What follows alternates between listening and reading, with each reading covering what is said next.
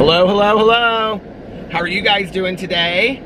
It is currently 2:10 p.m. on Sunday afternoon.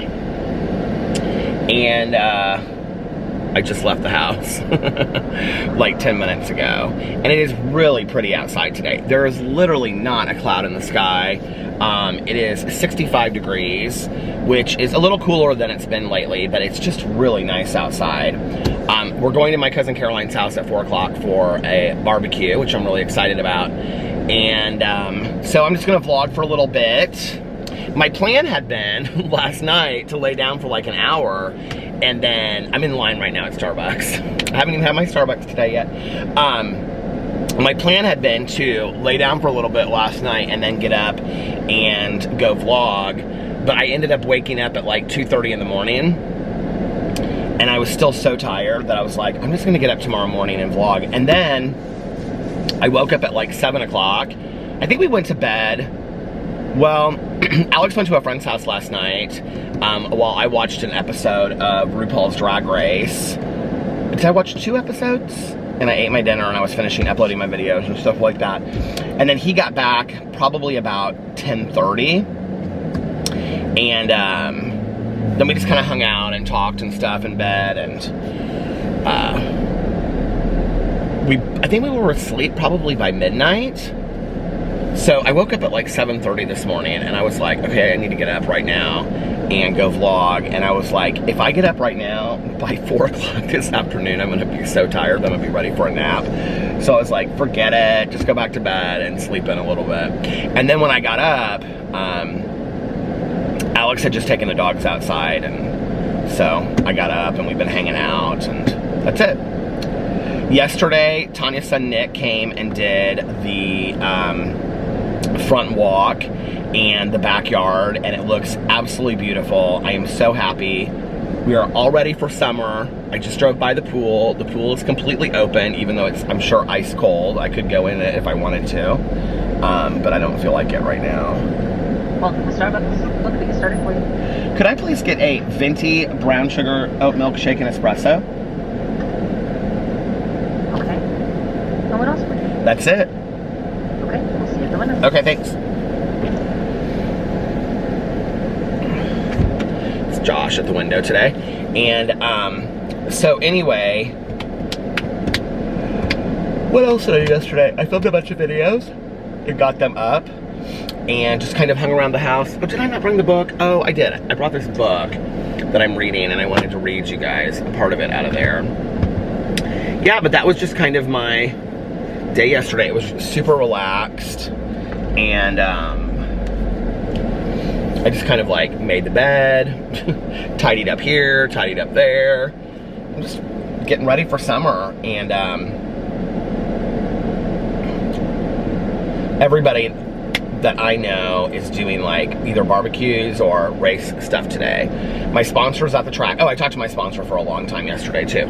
She's at the track right now. Where's my phone? She was really excited about the race. She said she was gonna leave her house at like 6 this morning. And she's been down there like every day for like the last 2 weeks. So she was really excited about the race. Jason and Melissa are at the race. They go every year. And we're going to this barbecue. What else? Like, not really anybody does anything on the Saturday night before race day weekend. Well, back in the day, this year they limited tickets and there was no snake pit. And the snake pit's where they have like the concerts and stuff. So back in the day, nobody ever did anything on Saturday. There was nothing going on Saturday night in Indianapolis before the race, because everybody was getting up so early or getting, you know, up to do things on Sunday. This year, I think people did stuff last night, but most of the people that I talked to weren't doing a whole bunch of stuff. I was gonna go over to Tanya's last night and play games because her grandkids are visiting, and Nick, her son, was gonna go over there because she made him dinner last night after he got done doing my walk. But I don't think they ended up playing games. They just kind of like hung out and watched TV and stuff. So, yeah, and that's about it. Now I am ready for summer completely. I've been reading this. I finished the graphic novel that I was reading, which is called You Brought Me the Ocean. I think that's what it was called. It was really good. I ended up giving it 4 stars. Unless a graphic novel just completely blows me away, I very rarely give it a 5 stars. I'm trying to think of the ones that I have. The Alice Oseman ones, I think I gave those 5 stars. Those were really fantastically done, the storylines and stuff. But one of my favorite cartoonists of life, I mean, she does these, they're called graphic novels, but she's really a cartoonist, is Linda Berry. I love her so much. And this is actually a hardback book of hers. But you can also get them in like paperback form. And this one's called 100 Demons by Linda Berry. And on the back it says, "These demons are the life moments that haunt you, form you, and stay with you. Your worst boyfriend, kickball games on a summer night, watching your baby brother dance and realizing your childhood is behind you. How did that happen?" And I'm just like so in love with this book, you guys. I feel like I've read it before, but I want to read you this one part that was in there. That was talking about this kickball game as an analogy for life. And it so reminded me of when I was growing up as a kid. So I was like, you know what? I think I want to read you guys part of this. Oh, hold on a second. Where's my mask?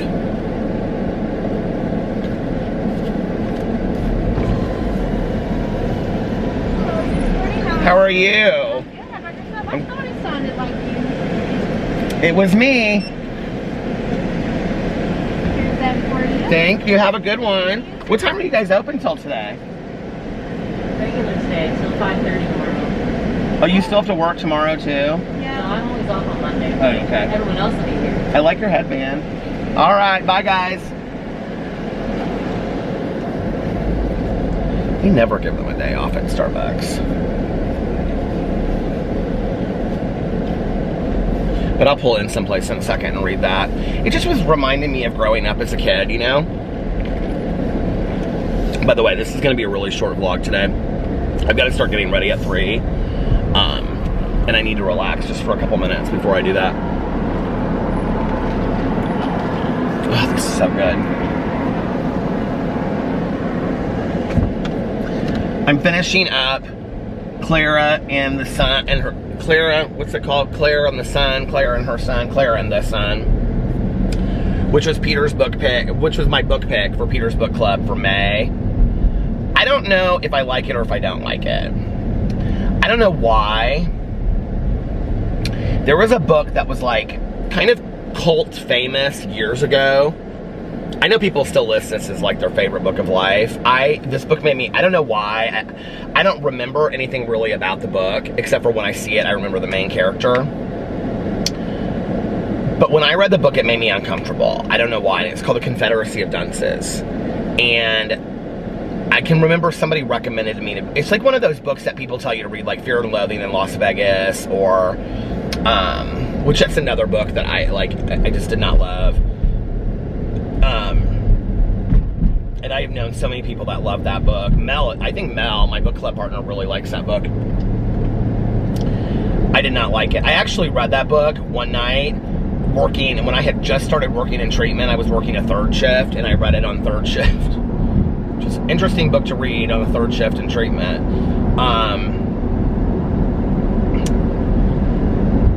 What's another book that's kind of like that? But they're like these cult classics that people say that you should read, you know? They're like, oh, you have to read this. This is like the greatest book. And I can remember reading that book, and I just kind of was like, I don't know what I think of this. Like, I don't know if I'm like maybe not smart enough to really get it, like understand like all of the things that are going on with it.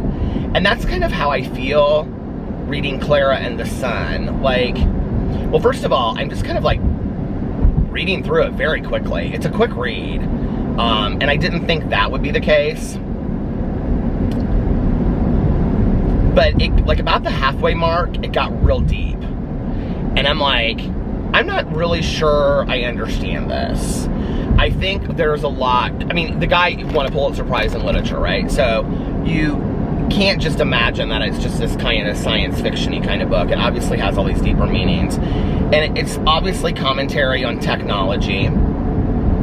It's obviously commentary on, I think there's some commentary on religion and spiritual belief. But the book at the basis is supposed to be about, like, I don't know, I think it's a lot about empathy and things like that and understanding love, but, like, I mean, I obviously get that it's about that.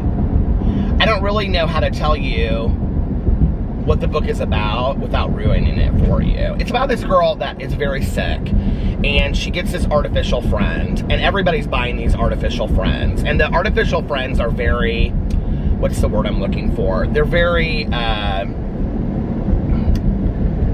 there's a lot of discussion around them. Some people agree with them and some people don't. Some people think they're a good thing and some people think don't. And I guess they're basically robots, because this one woman at the end of the book, I'm like, I have like an hour left. She's referring to her as a robot, and her name's Clara. The thing about Clara that makes her different is that she has extreme amounts of observation skills.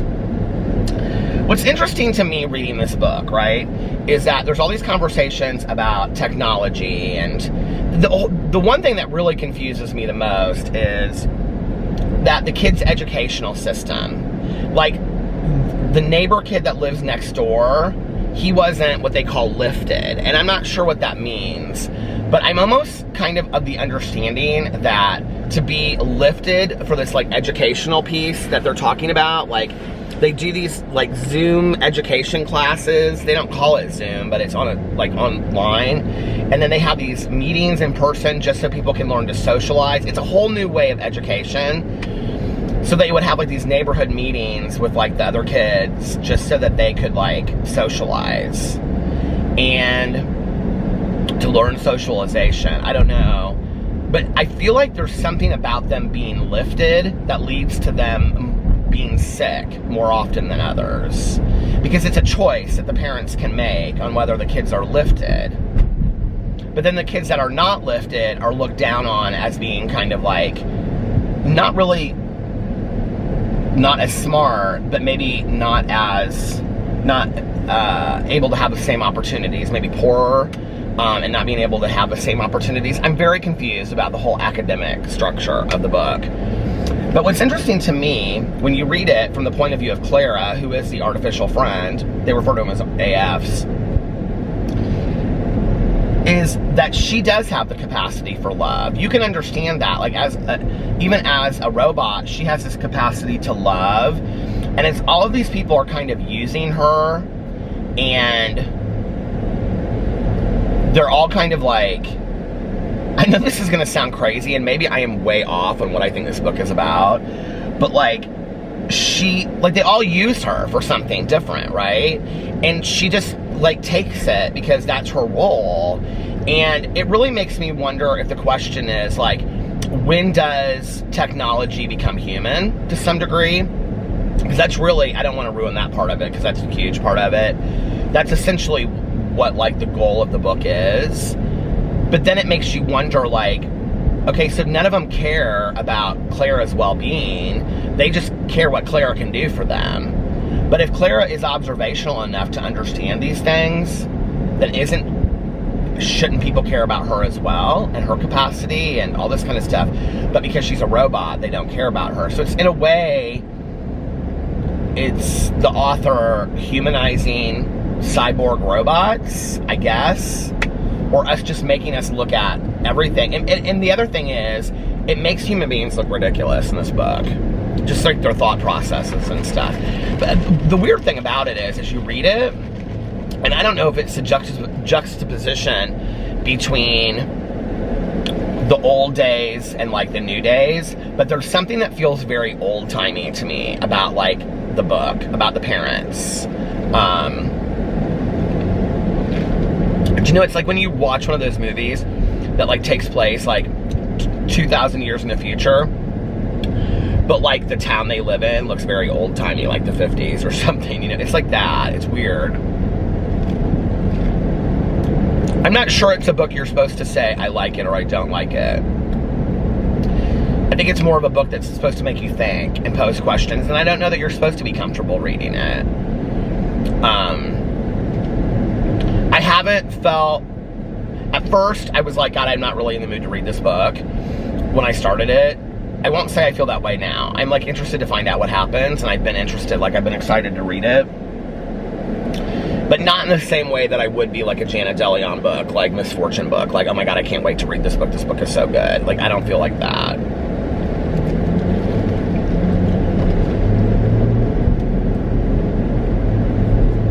The other thing is that as a writer, he does some interesting things. Like, the girl that she is the artificial friend for is very sick. But she's also, like, it's interesting. Julie Murphy did this with Dumplin', and I loved it. She's also, like, not the nicest girl in the world. Like, she kind of goes, she's very, very real, like, as a character. Like, she kind of goes back and forth between being very sweet and lovable and kind of being testy a little bit. Like, with her friend next door, it's like her best friend. She's kind of mean to him. So anyway, I'm watching, I'm caught up, actually. Do I have one more? I think I have one more to do. I'm watching RuPaul's Drag Race Down Under in Australia. It's really good. People were asking me where I'm watching it. I'm watching it on the World of Wonder app, which you can download. And I think, like, we're watching it in, like, real time, as if we would watch it. Like, UK, they were both up, like, the whole season, so you could just binge watch the seasons. But with this one, it's, like, I think once a week, they put, like, another episode up, you know, like in Real Housewives. Like in RuPaul's Drag Race in the United States, it's like, you know, you get an episode a week. I think it's the same thing.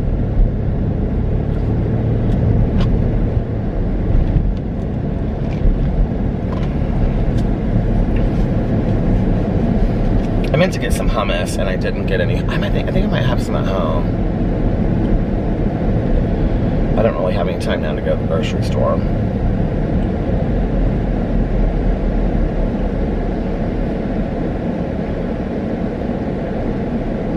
Oh, yesterday, this is what I did. So, yesterday, Caroline had asked me to bring dessert today. So,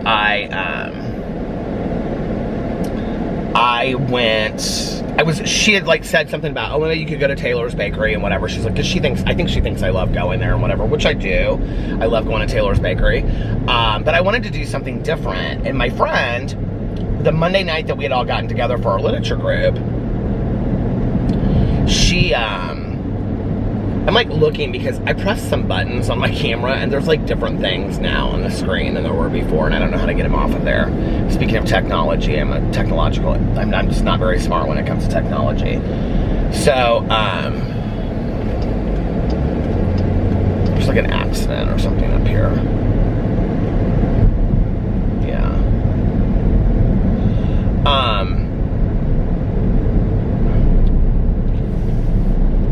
It's weird, like, driving around, like, Castleton and stuff today. Like, this is the mall. Well, the mall looks packed. Oh my gosh, it really does. I was gonna say, because, like, the roads are dead. There's literally not that many people on the roads. I don't think of a Memorial Day weekend as, like, a weekend when people go shopping. Well, there's probably good sales this weekend, right? Anyway.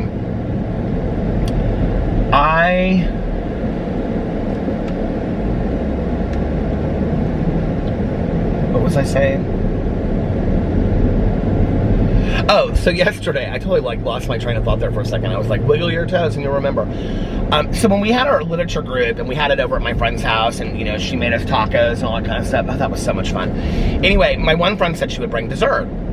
Okay, so I was telling the story, and then I mentioned my friend's name. So anyway, we were over at my friend's house for our literature group night, where my friend made tacos and all that kind of stuff. And my friend said that she was just gonna go to Walmart and get a pie, but instead she decided to go to Jim Dandy, and she got a sugar cream pie, right? Okay, so, everybody, like, loved the sugar cream pie. They, like, went crazy over the sugar cream pie. So I was like, well, I'm gonna go to Jim Dandy, because I've been wanting to go there lately anyway, and just, I don't know why, it's been on my mind. So I was like, I'm gonna go to Jim Dandy, and I'm gonna get a pie or two to take over. They were expensive. I was kind of surprised. They were like, I think it came to like $39 or something for both pies. But anyway, so I was like, I'm gonna take a pie over to Caroline's for Memorial Day weekend. So when I was leaving yesterday, I said to Alex, I said, what's your favorite kind of pie? And he said, I love blueberry pie, which was so funny because like in almost 13 years, I don't know that I've ever known that. Well, first of all, I didn't think Alex liked pie because he likes cake, but he doesn't like chocolate cake. He only likes vanilla or wedding cake, which is, some people think it's the same thing, but it's not. Anyway, you guys are like, yes it is. I'm like, isn't there a difference between vanilla cake and wedding cake? Like, isn't wedding cake more like white and vanilla is like more yellowish? Anyway, so it doesn't matter. But I've never known like Alex to like when we go somewhere to like have a piece of pie. And I'm like, blueberry pie. And he's like, yeah, I really like blueberry pie. And I'm like, okay. So I went in there thinking that they were gonna have blueberry pie. Well, they didn't. They had chocolate caramel cluster pie. They had a chocolate silk pie. They had Dutch apple pie. They had they did not have a key lime pie, or I would have gotten it. I love key lime pie. They had what was it? Sugar cream pie, and they had strawberry pie. And so I got the sugar cream pie, and then I said, okay, I need one more pie. What's your biggest seller? And the two women behind the counter, they were so sweet, and they were laughing, and they were like, well, our sugar cream pie is our big seller, but you already got that. And I almost got two of them, and then I said, okay, well, what's your second big one? And they said the strawberry pie, and they pulled it out. And you guys, I wish I had gotten it on video. It was literally, it's like this pie that's like this. It's huge, right? So it looks so good, and it looks like such a perfect pie for like 4th of July weekend or Memorial Day. So if you live anywhere that has a Jim Dandy and you're supposed to bring dessert for 4th of July, can I just tell you their strawberry pie would be perfection for this, okay? I'll take a picture and put it on my Instagram story today. So anyway, I got those two pies, and then I left, and then I was talking to Caroline on my way over there. So she was home because she was getting a new car and they were delivering it yesterday. And so I said, can I just bring these pies over to you now? So I drove the pies over to her yesterday and dropped those off while she was getting her new car, which she was very excited about. But they were getting ready to like go driving around the neighborhood. So, and then I dropped the pies off, and yeah, so that was yesterday. That was kind of fun. But while I was there, you guys, you have no idea, I love a good breakfast buffet like nobody's business.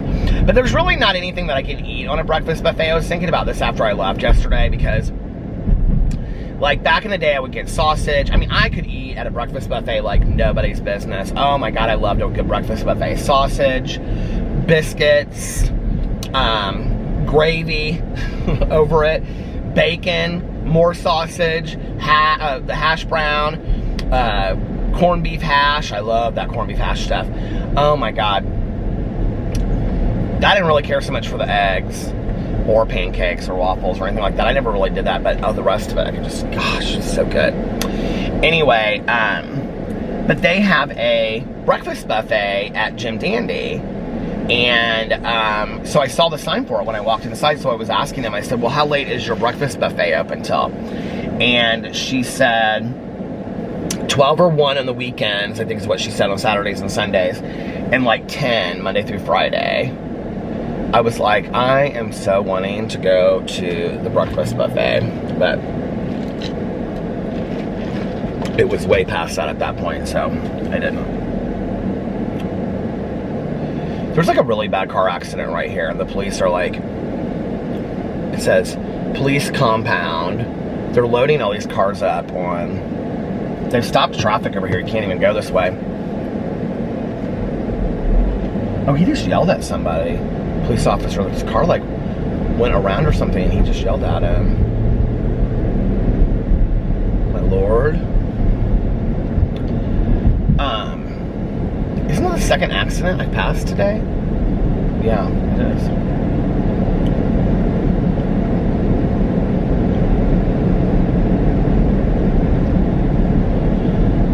Still no clouds. Such a pretty day. I'm hoping that today we'll play, what do you call it? The bags game, cornhole. I love that. But they're like serious about it. Like, they are really good. Like, Mike, literally, he can get every bag in the hole. I'm like, Caroline's husband, I'm like, how do you do that? They're so good at it, and I like playing it, but I'm not very good at it. I was better last time than they thought that I was going to be, but I still was not, like, fantastic.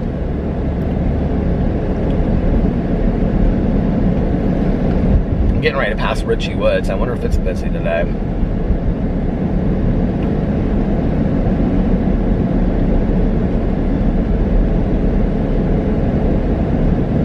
Oh, man. I have to be in the shower in 23 minutes getting ready. I don't really know what I'm going to wear over there today. I mean, it's just a casual barbecue. It doesn't really matter.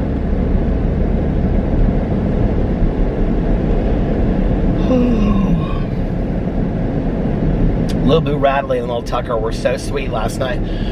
While I was eating, they were both in their little bed. And I took pictures of them. They were just laying in that pup bed that we got for them, you know. They were so sweet.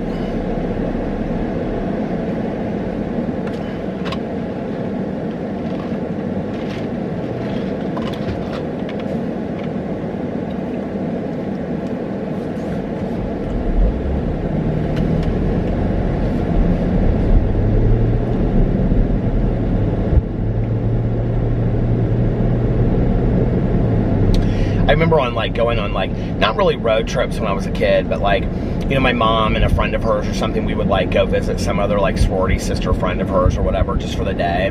Like when Susie would come here, we would do this. And I remember we'd have to get up real early, you know, and it would be like hot, and you'd be like sweaty, get into the car, and you wouldn't want to be in the car, and it'd be like a 3-hour drive, and then you'd get out, and you'd be there, and you'd like go swimming, and have like, you know, a little barbecue and on stuff all day long, and you know, then like the third person would be like, you guys can stay the night, we can make beds up for the kids, and you know, and we'd be like, we want to just stay there and, you know, run through the sprinklers and swim a little bit more. Well, Mom, please, can we? No, we've got to get up early tomorrow. We've got to, you know, we've got things to do tomorrow. We can't stay tonight. Please, Mom, she said she'd make us beds. We'll go to bed right now. We'll go to bed right now.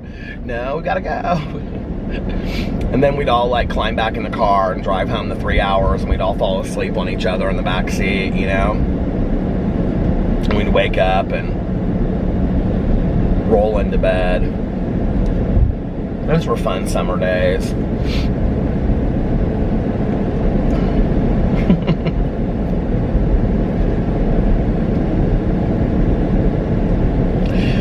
When you're a kid, why do you always want to stay over someplace else that's not yours? You know, it's like, we were talking about that the other day. Who was I talking to? One of our friends, they like were having some kind of sleepover or something, and like one of the kids like called his mom at like midnight and was like, you have to come pick me up, I don't want to be here anymore. There's like always one kid like that, you know, when you're growing up. I was never that kid though. You would have thought I was that kid, right? But I was never that kid. Well, I never went to sleepovers, except for if it was like friends of my, I guess I did go to some sleepovers though, but it was like friends of like my mom's or my dad's, you know, people that they worked with. But I was never that kid that was like, come pick me up. I was like, I don't know, I just...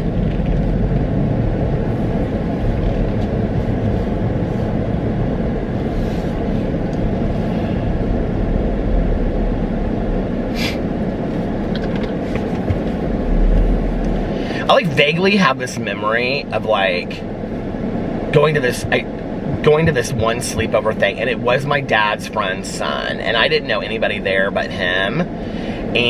But I do remember this, and I don't know why I remember this. We were probably at the time, this was actually the kid that I also went to the camp with one year when I went to that Camp Pyoka.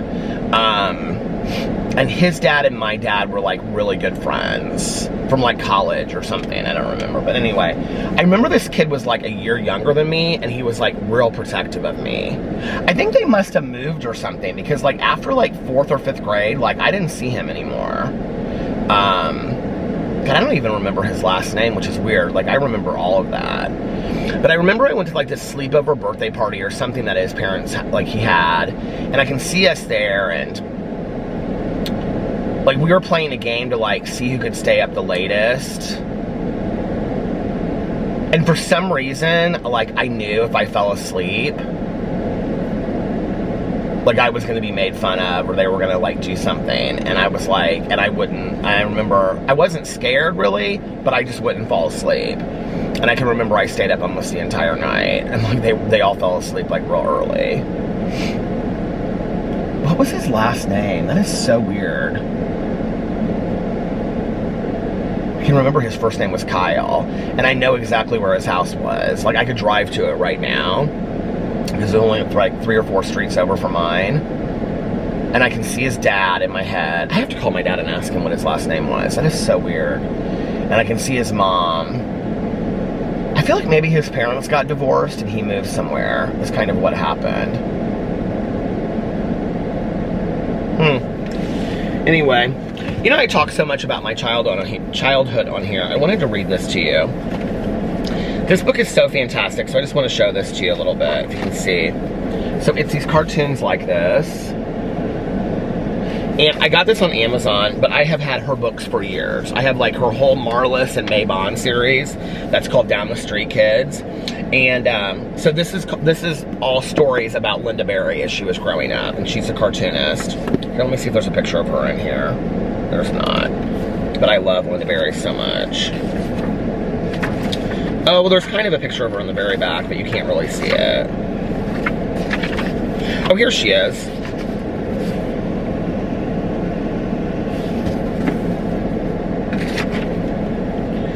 So, anyway, I love her so much, but I was reading this one yesterday, and it was called Lost Worlds. Now, I'm not going to read you, like, what they're saying down here, okay? But it's so great when you read it, because, like, just to hear it in, like, the kids' voices and stuff, and they say things, like, the first one,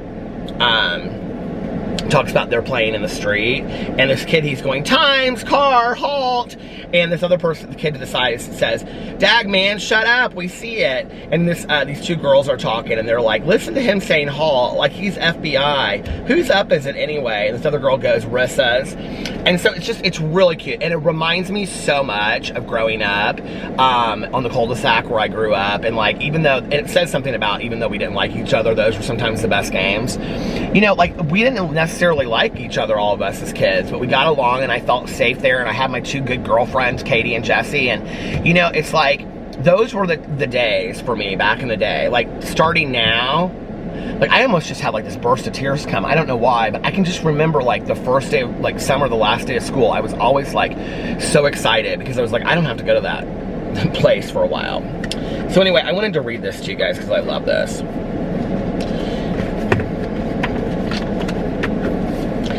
Kickball was the game we played most on my street. We played in the we played in the intersection. Manhole covers were the bases.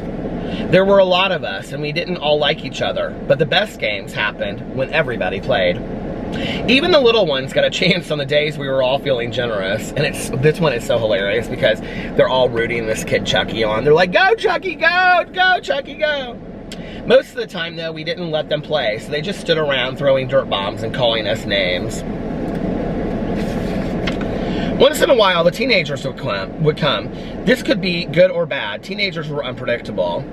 Sometimes they'd join our game and we'd worship them. They were so beautiful and funny and strong. Wasn't that so true? Like when you were a kid, when you were like in elementary school and the teenagers would come down and, you know, I can remember we had like, so there were times that all of us played, but then there were like older teenagers on our street too, and I can remember there were like 3 or 4 of them, you know, that would come down like while we were playing, and they would just kind of like sit there on the edge and smoke a cigarette and drink a beer or whatever. I mean, this is in the late 70s, early 80s. This is like the dazed and confused era, you know? And I can remember we just saw, I remember this girl, Teresa, that was my babysitter at one point, and although she ended up getting in trouble with her boyfriend because they were smoking cigarettes and drinking beer on our front porch while they were supposed to be babysitting me, but she had the most perfect Farrah Fawcett. She had brown hair though, but she had the most perfect Farrah Fawcett winged hair back, and I just was so in love with her. And she had the roll, you know, the one roll that went up and kind of like parted to the side, like, oh god, I thought she was gorgeous. So anyway, okay, So sometimes they'd kick our ball into the sometimes they'd join our game and we'd worship them. They were so beautiful and funny and strong. Sometimes they'd kick our ball into the sticker bushes and we hated them. They were so big and scary and heartless. Every once in a while, someone's drunk uncle would wander over and try to get in on the game. It shows a picture of their Uncle Fred. The best games were at night. God, wasn't that true? The best games were always at night, you know? There was something about the pools of streetlight and the way the darkness surrounded us seemed to bounce and bounce, or surrounded us, sound seemed to bounce. A couple of us might burst out singing, might do some dance moves. I believe the people in the airplanes passing over could see us and thought we looked cool. And they're over here and they're singing Papa Was a Rolling Stone. And then they're over here and they're dancing and waving to the airplanes. And then it shows her on an airplane later. This was long before I grew up and found out you can't see very much from an airplane window. Big things, yes, but the little things are lost. The city is there, and so are the streets. But at a certain distance, people disappear. Whole neighborhoods of children just vanish. The unforgettable becomes the forgotten. The kids are called in. The doors lock behind them. The street lights go out. We reach our cruising altitude. Some people say they can't remember their childhoods at all. That early morning when they waited for others bouncing the ball and watching its shadow is lost to them. The anthills and the sidewalk cracks, the grasshopper that fell in the storm drain, the ball too deep in the sticker bushes to ever be recovered, a morning spent waiting. What reason would we have for remembering any of it? Yet when we do, there is always a feeling of surprise and amazement over this little bit of lost world. Who knows which moments make us who we are? Some of them, all of them, the ones we never really thought of as anything special. How many kickball games did I play? And what would I give to have just one more ups? What would I give to see them all again? Chucky, roll the ball this way, Chucky. Roll me a good one. I don't know why that got me so emotional. I think before you grow up, you know, and there are those moments that are just like so pure and innocent, and you don't really worry about a whole lot, and there's the safety of a kickball game on the street, you know. God, I think those are the days that make the difference, because, you know, I think when reading that, it's like those kids on that street, because our parents to some degree were all friends or respected each other, they were never mean to me, you know. They always allowed me to be whoever I was. They always allowed me to be with the girls and do cheerleader high kicks in my terry cloth matching outfits with my little, you know, gold, my little lip balm, lip gloss tucked into my, you know, little pocket inside my shorts. With my perfect feathered hair and my high, pulled up past my knees, tube socks. I got to be whoever I wanted to be on that street, you know? And I think as we get older, we realize that the world is a pretty cruel place. And it's those safe places, whether it's the confines of your own bedroom, or in a book that you read, or the street that you live on, or, you know, a pond somewhere that you go walk to, or a treehouse that you have built in the woods, or wherever. I think it's important that all of us have safe places, you know, that we can be ourselves. Wow, that really got me emotional. That got me so much more emotional than I thought it would. Anyway, all right, I'm gonna go home now, and I am going to get ready. So I'm gonna get off here now. And I love you guys. I hope you're having an amazing Sunday. And a happy Memorial Day weekend. And I will see you tomorrow. If nobody else has told you this today, I love you. Be kind to one another. Be compassionate to one another. Like it says in the 4 agreements, always lead with love. And practice random acts of kindness, but don't tell anyone. And yeah, I think that's it. And I love you guys, and I'll see you tomorrow. Bye. Love ya. Oh, and of course, one more I love you. I love you guys, and I'll see you tomorrow. Bye. Love ya.